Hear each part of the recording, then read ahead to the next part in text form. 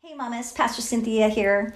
Well, here we are, another month added to our shelter in place. Some of you are really embracing this time at home with this forced sabbatical and enjoying getting all those projects done and spending time with your kids. But some of you are ready to pull your hair out. And some of you are like me that just want to walk around Marshalls and get inspired and encouraged and buy stuff. So it's been a challenge for all of us, but no matter where you land, I want you to know that Jesus sees you and he's with you. So I hope that some of you last week got on that walk with Jesus and that he spoke to your heart about where you are spiritually and just connecting with him. This week, I really wanted to talk about friendships. Friendships are vital to our health, our whole health. What do I mean by that? Well, there's things that make us healthy as human beings. Our mental, our spiritual, our emotional health. Those things all tied together are things that we should be working on an ongoing basis. And friendships are a vital part of that whole health. I want to look at Ecclesiastes 4, verses 9 through 10. It says, 2 are better than 1 because they have a good return for their work. If one falls down, his friend can help him up. But pity the man who falls and has no one to help him up. We need people in our lives. We need friends.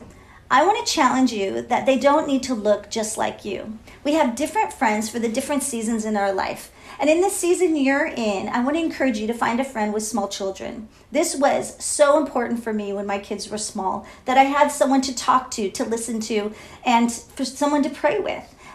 This is a hard season, and especially with all these added restrictions put on you of being home, you need a friend to talk to and to pray with.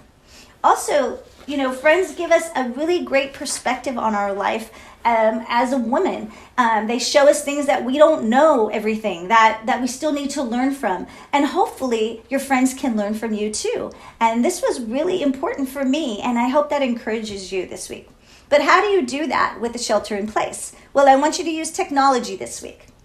I want you to step out of your comfort zone, take a step of faith, and be vulnerable with a friend. I want you to share your highs and lows since this time has happened in your home, that you're having to be there with your kids. What are some things that you feel you really need help in, and some areas that you feel like you're doing really well in? And I want you to just be encouraged by a friend this week, and you step out and encourage a friend. At the end of that conversation, pray together, and just let God move in your life, and let that part of your life be filled by that friendship. For a practical tip this week, I want to encourage you for your children to play alone. How do we do this? And some of you may have never thought about this, but our kids can be overstimulated just like us, with TVs, with screens, with people. Yes, with mom and dad. They need to also learn how to play by themselves. This was so important for me with 5 kids running around, 8 and under, when they were little, that I would have room time for my older kids and play time for my younger ones. How do you do this with a baby? Well, with a baby, you can put your child into a porta-crib or their crib without any comfort items like their blankies and their pacifiers, and just put a few toys in. Put some music in the room, and for 15 minutes, have them play by themselves. Will they fuss? Will they cry? Yes. But you're teaching them a vital part of their health as a whole person to be by themselves and play without constantly being entertained. If your child's a preschooler, it looks a little different. And we called this room time when my kids were growing up. And we would set a kitchen timer.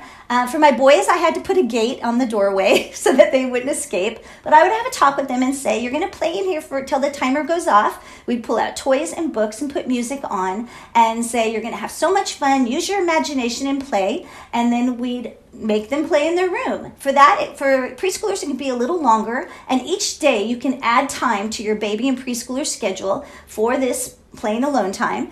And you will see that they will start to get used to it. It not only is vital for them, for peace in the house, for them to learn how to use their imaginations, but it's also vital for you to get that much needed break that I know that you all need right now. Remember to take care of yourselves this week, mentally, emotionally, spiritually, to really do some self-care and to take these tips and really know that they're for you and your family to bring peace into your home.